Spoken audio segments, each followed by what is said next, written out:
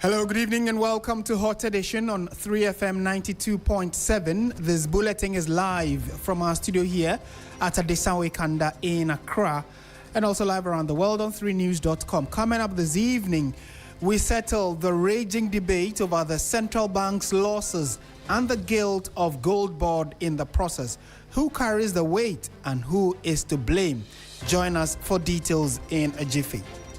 The media, I humbly submit, must not condone and entertain the deliberate propagation of lies in the face of glaring evidence to the contrary. The CEO of GoldBoD, Sammy Jemfi, has been reacting to allegations and accusations of losses at the GoldBoD.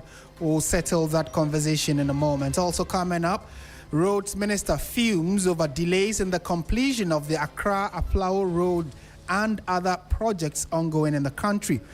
We walk the roads with you tonight as we seek answers.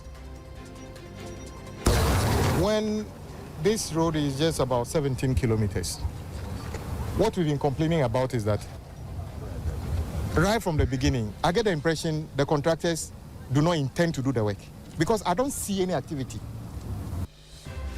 Road Minister, you heard him there, Kwame Governors Agboja, will delve into some of the key issues that came up as a result of his rounds earlier today. And we do a quick follow-up on survivors of the recent deadly Ofankor crash, which left 12 persons dead. Has there been any support for the families?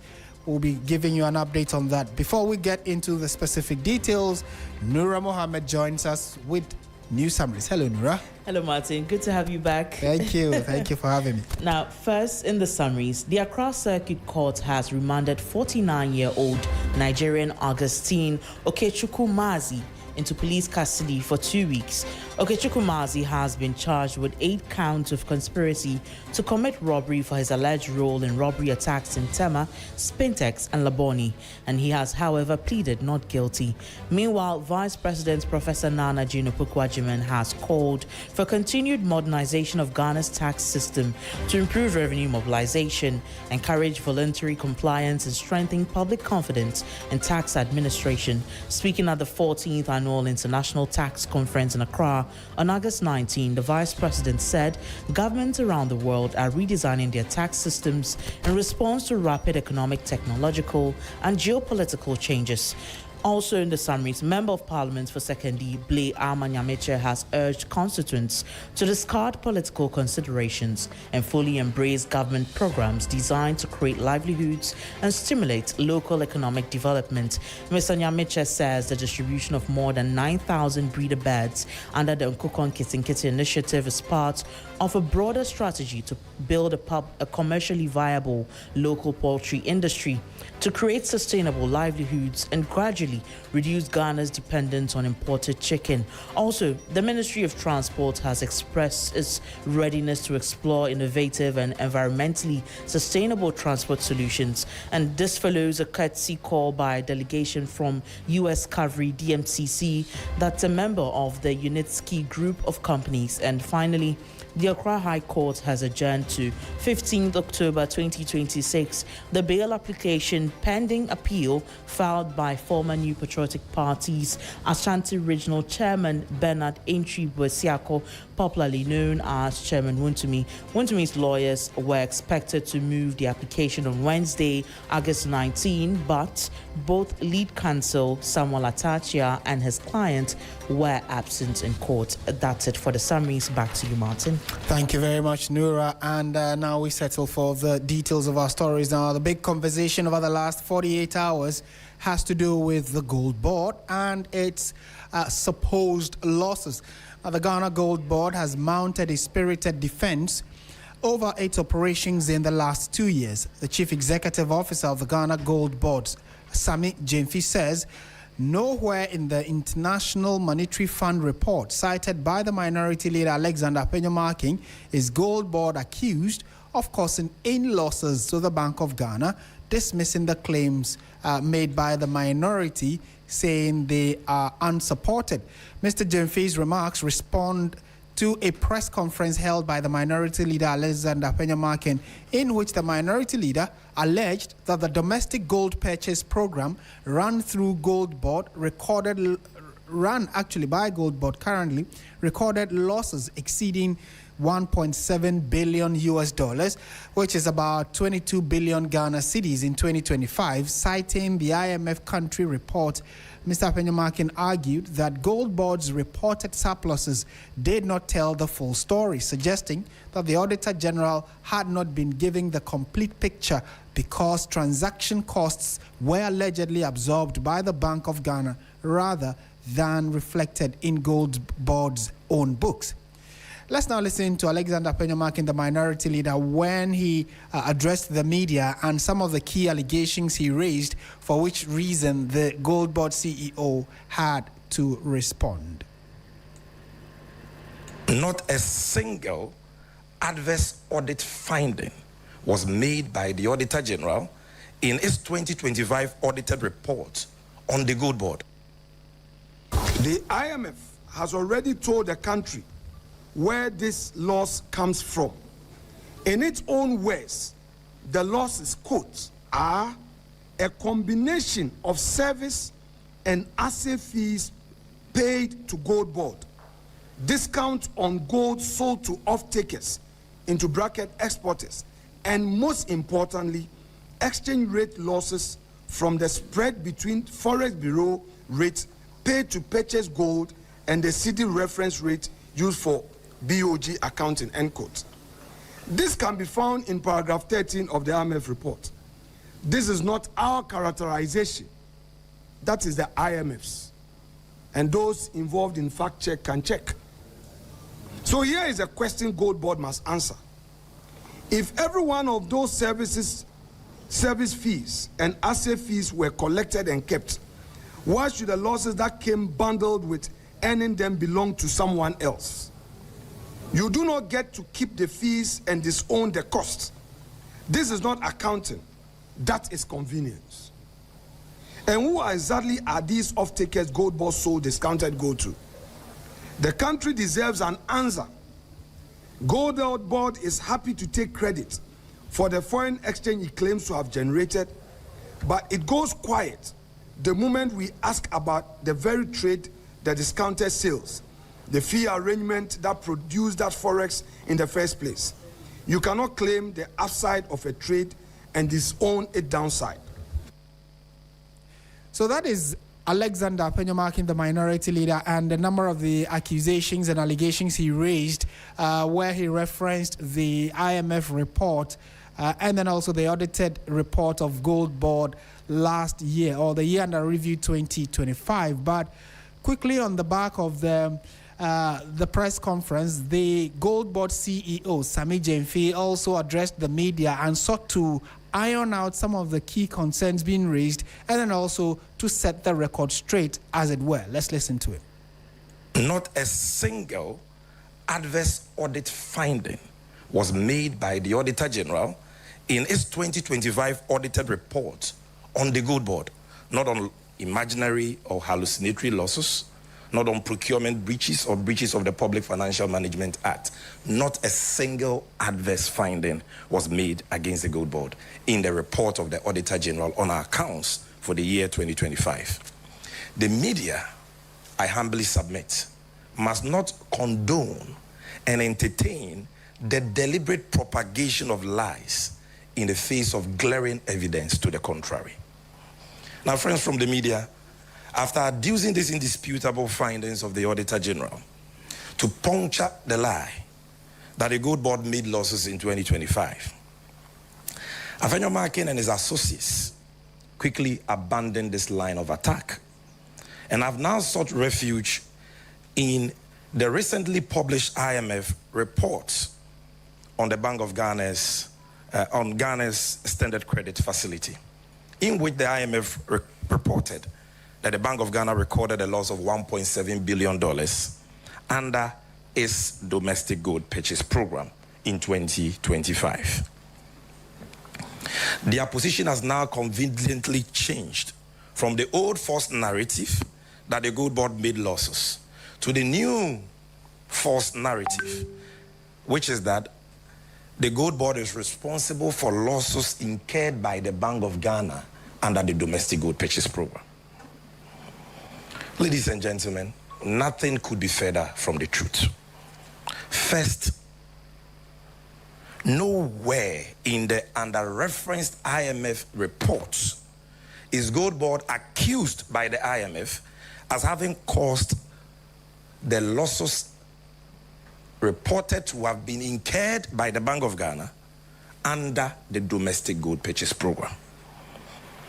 I challenge Afenyo Makin to point to any page, paragraph, sentence, phrase, or punctuation mark in the said reference reports of the IMF where the GoldBoD was accused by the IMF as the entity responsible for losses incurred by the Bank of Ghana.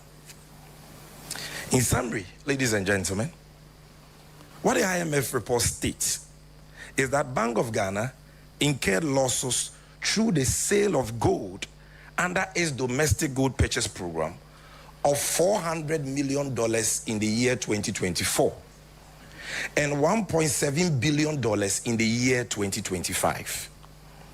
And that the 2025 loss of $1.7 billion was as a result of, I'm quoting the IMF verbatim, the scaling up of the domestic gold purchase program, not incompetence or mismanagement. According to the IMF, that loss was as a result of the scaling up, the expansion of.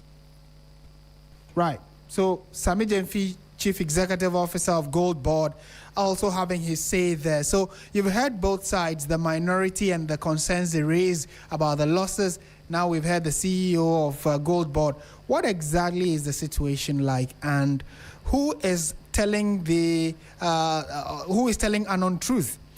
Joining us in studio now is Wisdom Safo. He's with our research desk here at Media General. Wisdom, thank you for joining us in studio. Yeah, Martin. First of all, we've heard both sides. Yeah. What are the clear facts? Yes. So, Martin, anytime we talk about gold in this country, it becomes very topical because of the nature of our economy.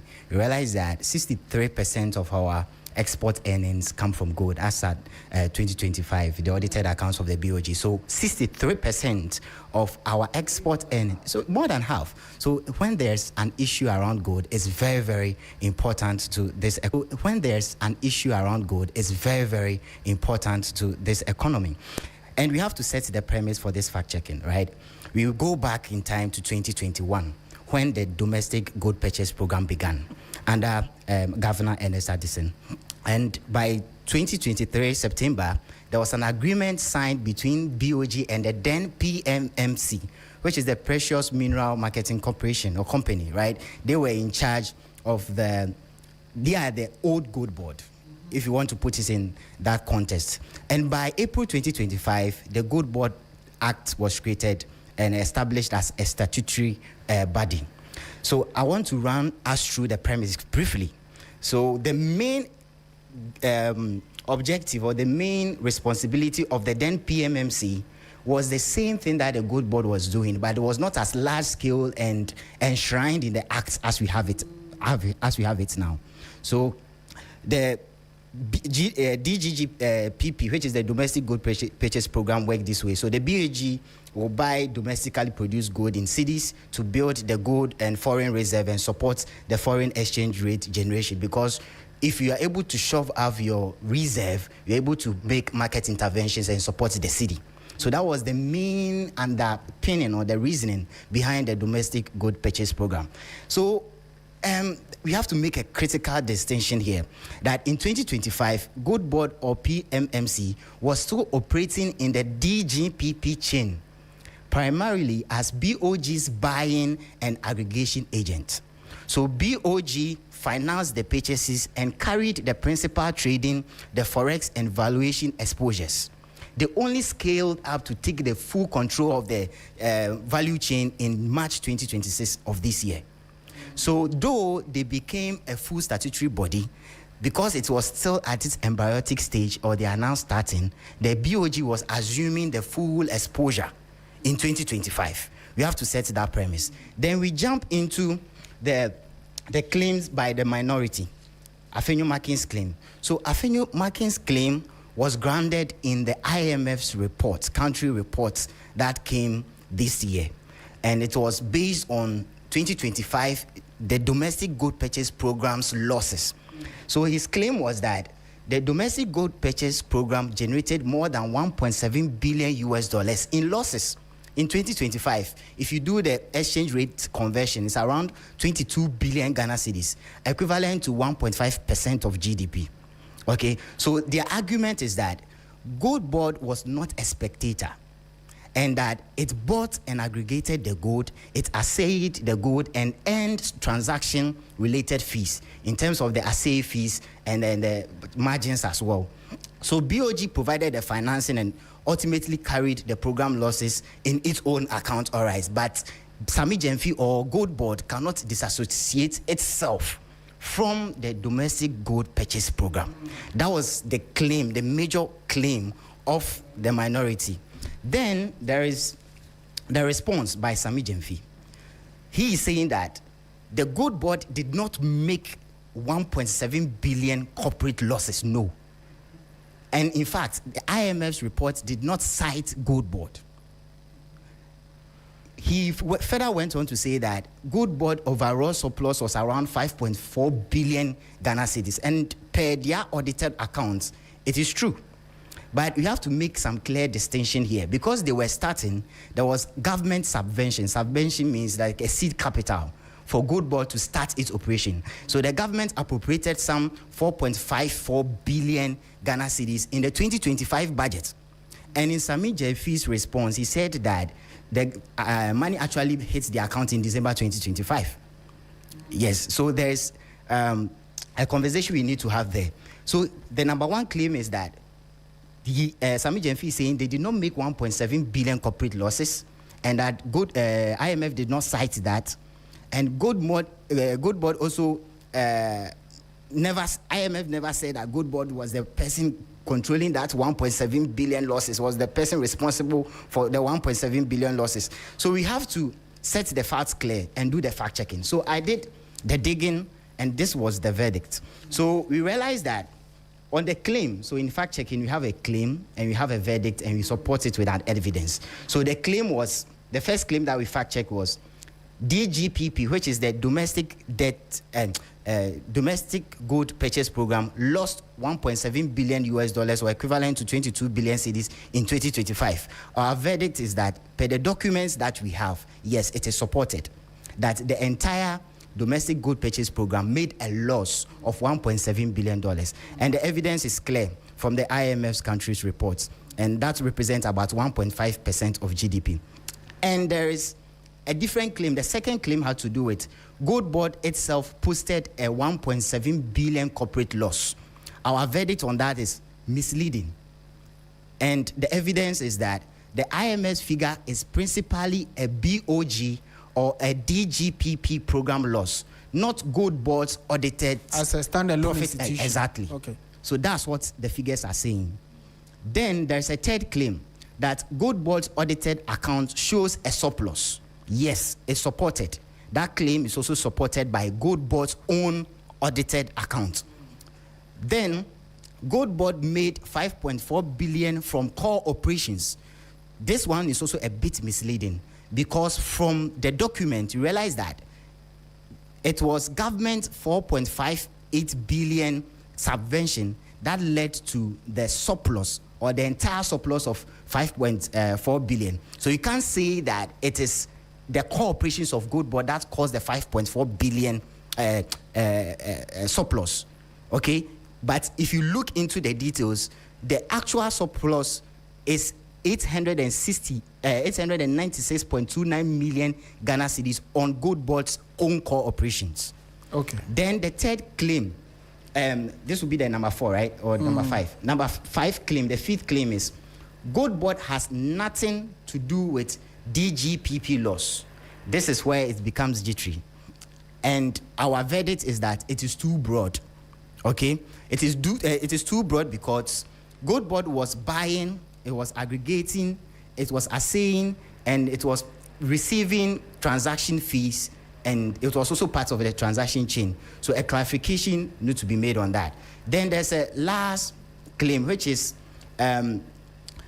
BOG's audited account shows major program losses, and that one is also supported by the BOG's audited account for 2025. So these were the facts as presented by the research team, and the comments from both sides, the minority and then the CEO. And the CEO of GoldBoD as well. Okay. Yeah. I mean, it brings it home, and there is a lot more clarity based on how you have disaggregated the issues and then picked it one after the other to help us understand. Wisdom Safo is with our research desk here at Media Journal. Thank you for that breakdown. Let's stay on the subject matter. This time around, we have been joined on the phone by Julius Jima. He's the Executive Director for the Center for Economic and Financial Analysis. Mr. Jima, good evening. Thank you for joining us on 3FM. Good evening. Thank you so much for having me. Where do you stand on this particular debate, which has had its own back and forth? A loss, some say, is a loss, no matter how you try to explain or, let us follow your argument. A loss has been captured in the report, the IMF report. But from where you stand, the GoldBoD is saying that it can also be categorized as operational costs or operational losses. Where do you stand on this? How can you help us make better sense of it? Thank you so much. I think the arguments have become very interesting over the past days. I think this whole argument started last week, and then it's gaining grounds this week. But this matter borders on, let me say, financial accounting as well as matters of the economy. If you look at the report that the IMF has published for us to discuss, I think in the interest of framework for preparing accounts and analyzing accounts and interpreting them to final users, where we stand is that clearly GoldBoD did not make any operational losses with regards to the audited financial statement of GoldBoD. The IMF report is speaking directly to what Bank of Ghana have done, especially the year under review, which is 2025. So, in accounting, we have framework for preparing accounts. And one of the things we have to take into consideration is what we refer to as a separate legal entity. GoldBoD is a separate legal entity, and then the Bank of Ghana is also a separate legal entity, distinct from GoldBoD. So with the legal forms, if you are looking at Bank of Ghana, it's a separate legal entity. And if you are looking at GoldBoD, it is also a separate legal entity. I have verified the data with regards to the financial statement of GoldBoD, and then like your research team was breaking it down. It's just so true that if you look at their figures and then their net balances, if you look at their sales, cost of sales, and then their profits, which has been broken down into their revenue and expenditure, it's just telling us that they did not make any losses. However, if we come on the side of Bank of Ghana, which the IMF report is specifically speaking to, then that is where we can make the deductions that the Bank of Ghana, its operations with the purchase and sale, the whole problem and the whole argument is what Bank of Ghana has done under the year review, which is 2025, which the report is speaking to, that we can see that there has been some losses. So, like as your researcher was saying, the verdict is that the loss was separately incurred under the operations of Bank of Ghana and not GoldBoD. And I think it's better we set that perspective for the general public as users of the financial information that is circulating all over. And in that, I would say that the losses was incurred under the balance sheet of Bank of Ghana and not that of GoldBoD. But you see, sorry for cutting in, Mr. Jima, the confusion actually stems from that particular statement you made in your final, the latter part of your submission, which is that these are two separate entities. Why is GoldBoD being mentioned, but the losses that is being referenced to GoldBoD is actually supposed to be from the Bank of Ghana? How come that there is a linkage between the two entities. Maybe we can explain that to the layperson. All right. So the linkage is that GoldBoD, was set as a special purpose vehicle. Even though they were incorporated under the laws of Ghana and certain mandates were given to them to do, your researcher highlighted. So they were supposed to do the sourcing of the gold. They were supposed to regulate the artisanal gold sector. And then also they were supposed to, contribute to forest generation at the time. This whole hula baloo started when Ghana reserves were going down after COVID and then the Russia-Ukraine war, where this whole agenda and the idea of bringing up or setting up this domestic gold purchase program emanated from. Now, GoldBoD, we all know that in 2025 was a baby. So they were in their gestation period. They were now starting off. And I think that at the time last year, the policy direction was that, in fact, it makes common sense that we cannot give all those mandates to GoldBoD to start. If you look at how they were set up, even the capacity of their staff and then even those who are going to man it, it is going to take some time for them to do all the functions. Bank of Ghana, however, have been in the system for long. They have been over 60 years down the line. And, purchasing of gold is not only Bank of Ghana. Other institutions do purchase gold to be able to support whatever program that they need to do. So GoldBoD wasn't given all that framework to operate. So certain functions were taken from them and given to Bank of Ghana. It makes sense. Now, in business combinations, we have the parent company, we have associates, and subsidiaries. Let's say that GoldBoD was even a subsidiary of Bank of Ghana, like Bank of Ghana have got other subsidiaries under them. In accounting, we prepare what we call consolidated accounts. So sometimes you try to combine all your operations and then take the assets and liabilities of your subsidiaries or the associates or any participating interest that you have in the companies that you have invested in.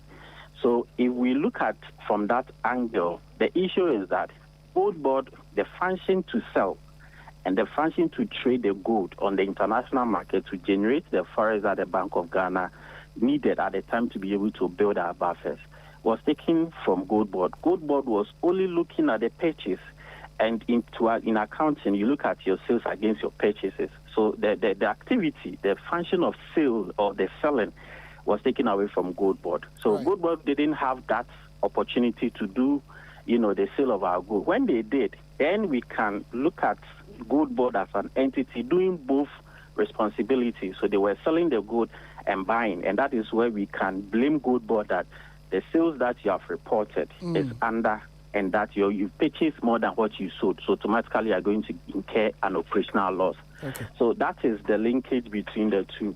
That function to sell our gold, because Bank of Ghana, they give money to GoldBoD at a certain cost. That is the purchase cost. So they will report that as an expense. And the Bank of Ghana was just doing the selling. So Bank of Ghana will report the proceeds from the sale of the gold. And when you net it off, we should be able to determine whether we are making profit or loss. So let's say that purposely as a separate legal entity, that activity for GoldBoD to sell the gold wasn't given to them. Okay. And it is just fair that we make that point clear for the whole public to understand that GoldBoD was not doing the selling of the gold. And that is why we are not seeing those figures sitting in the books of GoldBoD, however, rather in the books of Bank of Ghana, because Bank of Ghana gave the money to GoldBoD to purchase, and then Bank of Ghana was doing the selling. The selling, right. Okay. That brings enough clarity to this, and certainly the debate will go on depending on which side of the political divide you're on. But thank you for making time to speak to us this evening. All right, so just a few points before I go. You see, what IMF has also reported is that just June, now that function of selling of our gold is going to be given to GoldBoD. Now, Bank of Ghana is opting out of these whole operations. And as a country, the conversation should look at how we are going to strengthen GoldBoD to be able to now do both responsibilities for us. So now they are going to add on the selling part. Do we have the capacity? Do GoldBoD have the capacity? Do they need support?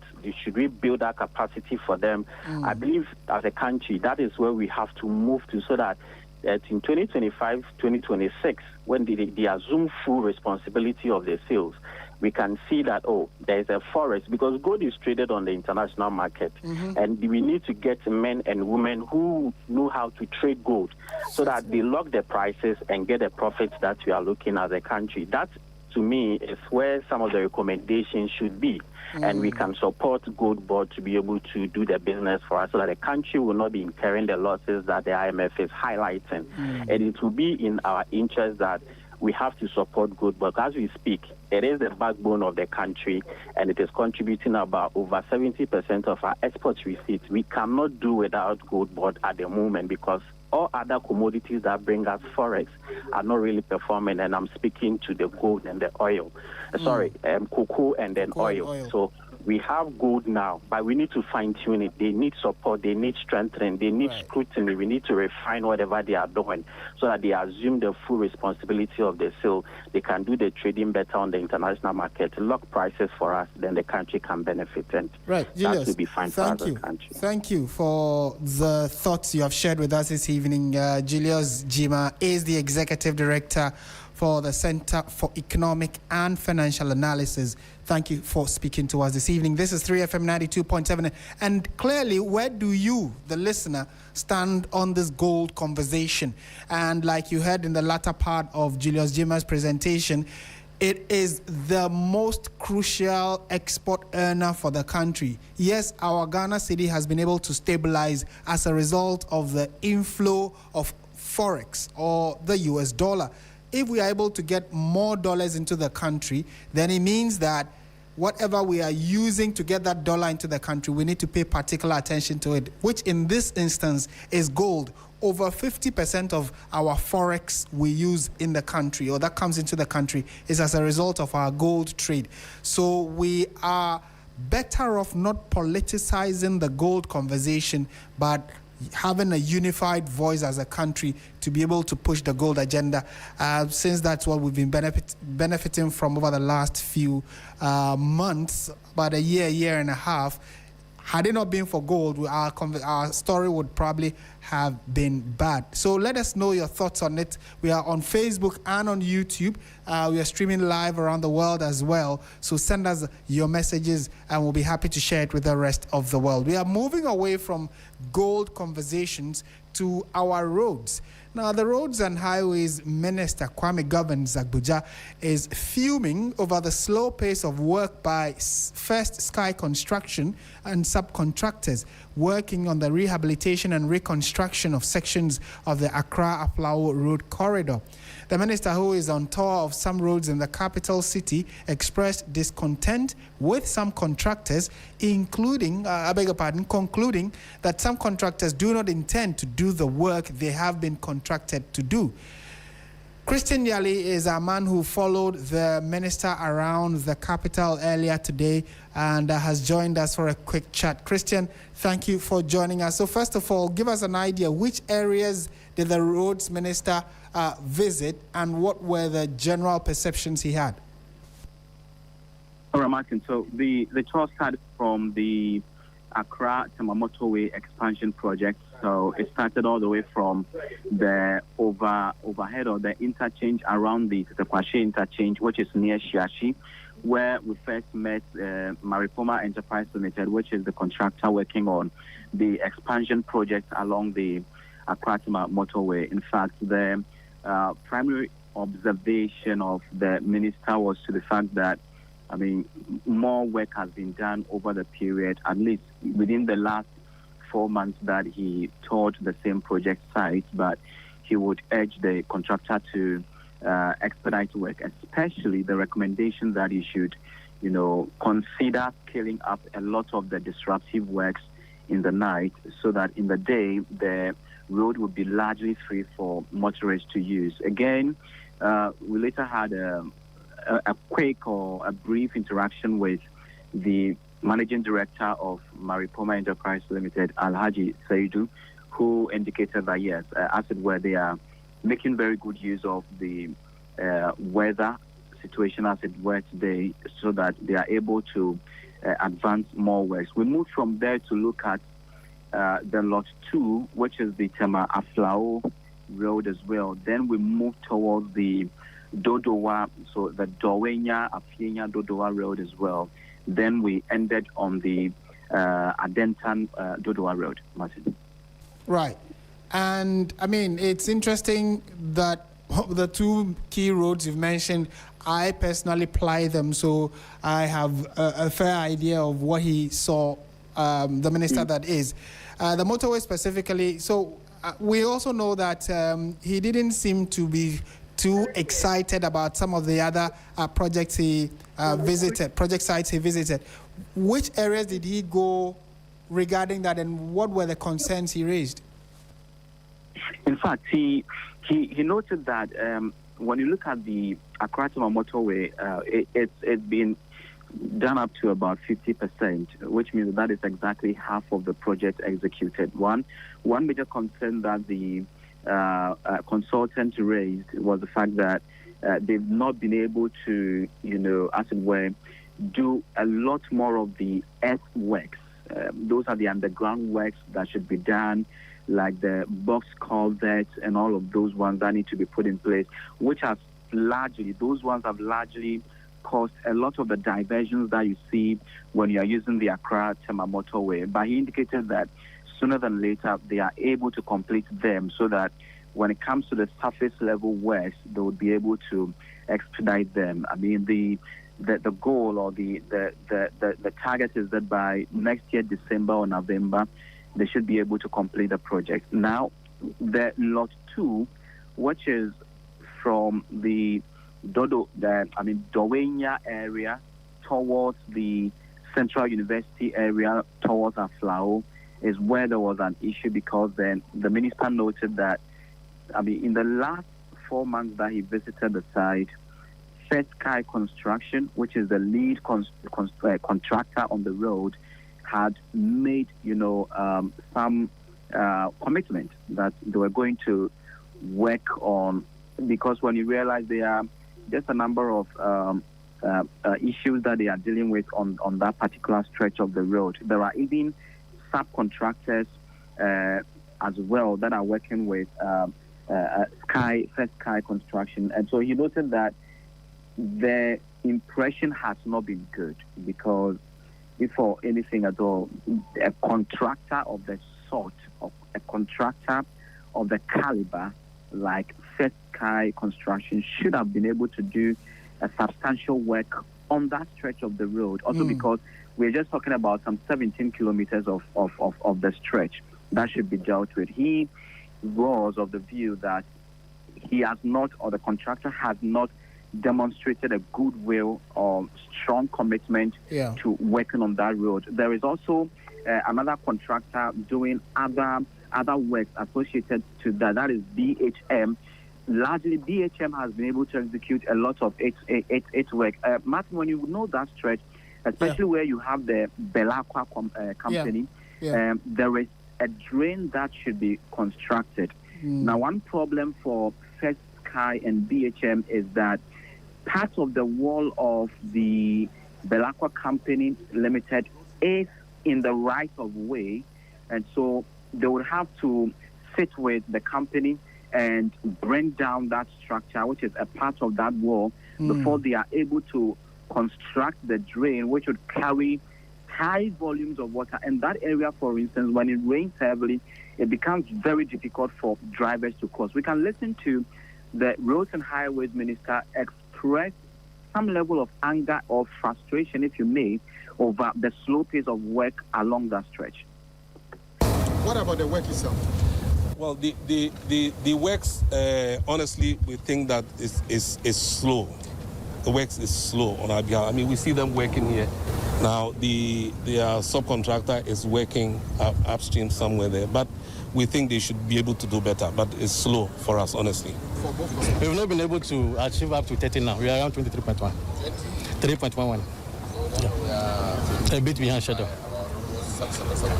When this road is just about 17 kilometers, what we've been complaining about is that right from the beginning, I get the impression the contractors do not intend to do the work, because I don't see any activity. It's 17 kilometers. One gang doing a small culvert somewhere, talking about working on diversion. Well, diversion gives you opportunity to do actual work. So that can't even count as a work. That maybe if those were the initial works you needed to do to get your right of way. But we can't leave 4 months and come back. I can't see much work going on here. I can't see much more work going on here. So what have they been doing in the past 4 months? So we're still doing earthwork, concrete work, and we are doing a lot of. When you say you are doing concrete work, what structures are you building? So we are building box culvert for now, the cross drainage. How many box culverts have you completed? So far, okay, actually, because of the way the contract is, we are doing part. We are not doing entirely. We are doing part in our section. So that one, we've done 10 of it.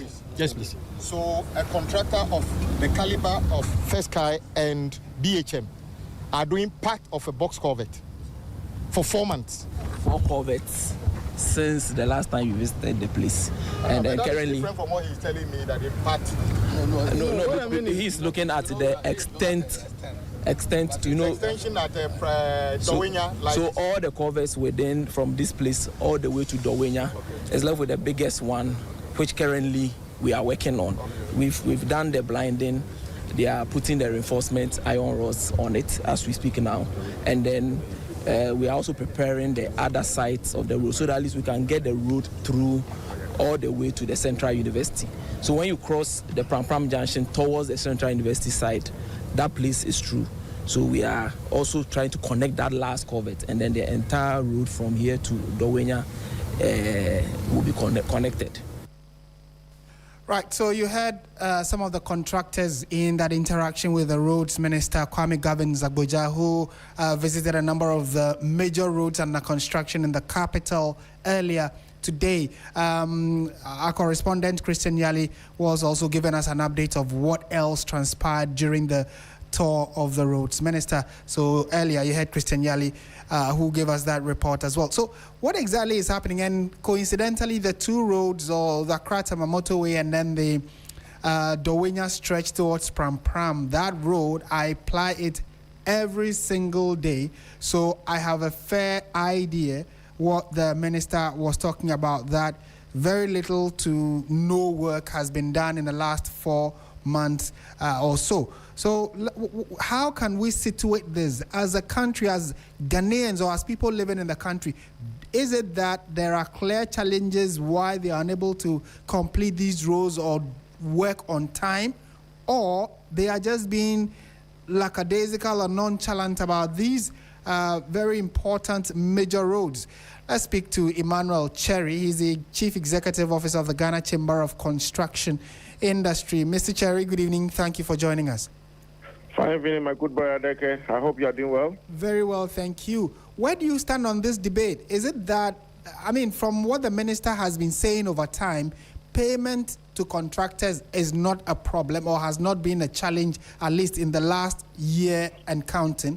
However, he seems quite disappointed that upon visitation, what he expected or what he had been promised, especially on the Dowenya stretch, has not materialized. Where do you stand on this? Where exactly is the challenge? Okay, thank you very much. Sincerely, the minister must be commended for such a work that he has engaged on, especially in the area of monitoring and evaluation. Because gone were the days you hardly see such things happening on our roads, especially from most of our ministries. But this time around, we are seeing a number of monitoring and evaluation team moving around together with the minister, assessing the validity of what they call it, works on the grounds and what have you. So we need to at least applaud them for that. As a result, because with the big push, the financial engineering is well orchestrated, and therefore the structures are giving him the edge to be able to whip the interest of contractors to line, to make sure that they fall in line with what exactly the schedules of scope of work are. So it's a plus. However, with the challenges some of the contractors are being faced, let's be sincere to ourselves. In construction, we have certain challenges that normally orchestrate the progress work on site. It can be a natural phenomenon that possibly may be beyond the control of you, the contractor. It may be either accidental or any other means. It can be financial challenges. It can be engineering challenges and what have you. But in this particular quest, you realize that from April, May, June, July, we normally hit our major rainy seasons and what have you. And then if that happens, at times, if you're not very careful, you may be thinking that this contractor is supposed to do A, B, C, D, but where he has reached, if his care is not taken and you move into that particular space or that particular, engineering space at that particular time, he may start work, but you end up coming back to do remedial works, which is going to cost him. So all this put together are based upon a sound advice. They decide that, okay, looking at the weather, we need to start from here, concentrate on this one, and then wait until this weather is at this particular state before we can do this or that and that. Because in road construction, there are stages. There are stages to all the construction work that we see. So if you get to base, sub-base, primary seal, and what have you, some of these particular, if you do primary seals and then you leave it to the unfair weather, unfortunately for you, you go back and then start all over again, which is going to cost you. Nobody's going to pay for that. Right. So I believe that might be some of the challenges that some of the contractors possibly might be facing, especially from this particular stretch of roads, that's the Tamamoto way.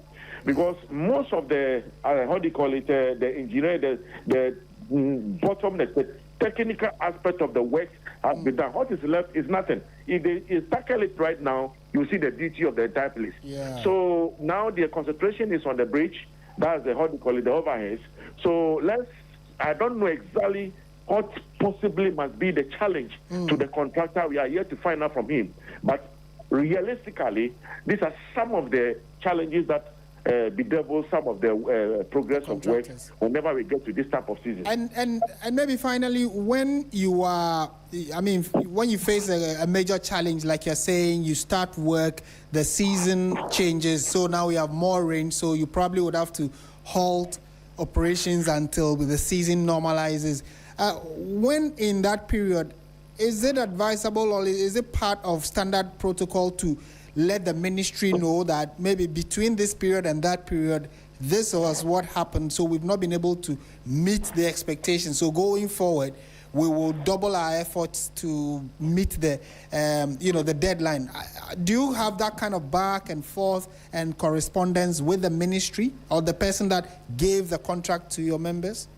Yeah, that's really happened.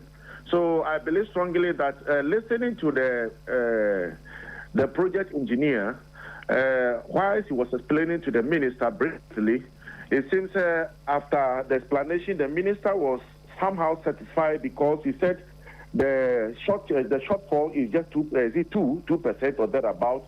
So therefore, which means that they can easily catch up based upon the unfair weather that we find ourselves. So they are not far away from the schedules that they already have on the table. So I believe strongly that communication might take place because it's part of the progress report. So every hour and then, you, the project engineer, you must be updating the client upon the scope of where are we, and blah, blah, blah, blah. So I believe that has already been done. But realistically, as a minister who has an interest and then also being an industry player, definitely he may be on the road to make sure that at least commuters are not overly shortchanged in the daily applications of the roads. Because as you said earlier, you always ply that roads 24/7. So that is your route that you normally use to work and then home. Yes. So what are some of the challenges? What are the bottlenecks? So these are some of the issues that the minister may not be comfortable with. So definitely he needs to be there at least to keep the interest of the contractor. That okay, you are behind two, you must at least double out to make sure that you put that behind and then add on to the speed. So with the minister's presence today, definitely you're going to see a lot of changes. Yes. And then secondly, the good news was the minister was also encouraging the contractors to make sure that now that we have 24-hour economy, it's something that we, as industry players, we are engaging the ministry together with our stakeholders to see what we can do. We started last month with our conference. There are, certain recommendations that will also be meeting government to at least lay our issues before and see what are some of the measures the government is also going to put in place to make sure that the contractors who want to do 24-hour, what are the, benefits some of them will be getting in terms of security and blah, blah, blah, blah. Okay. So all these things are, and then the minister touched on that. And the contractors should try as much as possible to consider the 24-hour, work, which is a plus. But right. So thank you. Easily. Thank you that at least you shared this thought and position with us, so at least we also have an idea what the contractors go through when they are undertaking some of these major projects. Mr. Cherry, thank you for your time. The pleasure is mine. Emmanuel Cherry, Chief Executive Officer of the Ghana Chamber of Construction Industry, and at least what I personally am excited about is the fact that the minister has visited that road. So hopefully by end of year we would see significant progress on the Dawenya Pram Road and then the Temamoto Way as well. And it's also interesting to note that between 80 and 90% of the road contracts have been given to Ghanaians. So this is an opportunity for them to prove that they are capable, the Ghanaian is capable of managing his own affairs, just like Dr. Kwame Nkrumah said some years ago. This is Hot Edition. 92.7 is the dial, 3FM is the station. We are staying on road-related matters this time around to a reminder of the unfortunate incident that happened somewhere last week, the 13th of August, where some victims or some Ghanaians lost their lives due to a road crash at the Ofankor barrier. We are told that some people who survived are still recovering from their injuries. 12-year-old Angelina Na Adoko, who lost both legs and her father in the crash, is appealing for urgent support as she adjusts to her new reality. 3 other victims were taken to the Ghana East Municipal Hospital. 2 have been discharged, while Naomi Amidu is stable but needs financial support for her treatment. Meanwhile, 2 of the 4 victims admitted to the Achimota Hospital have been transferred to Ridge Hospital, while the remaining 2 have been discharged, at least to go and continue their recovery from home. Joining us on the phone now is Reverend Cyril Crabb. He is with the Accident Victim Support Ghana. Reverend, good evening. Thank you for your time. I just have one question for you. What are the major assistance that these victims need, and how are you sourcing these help? All right. Thank you very much, Martin.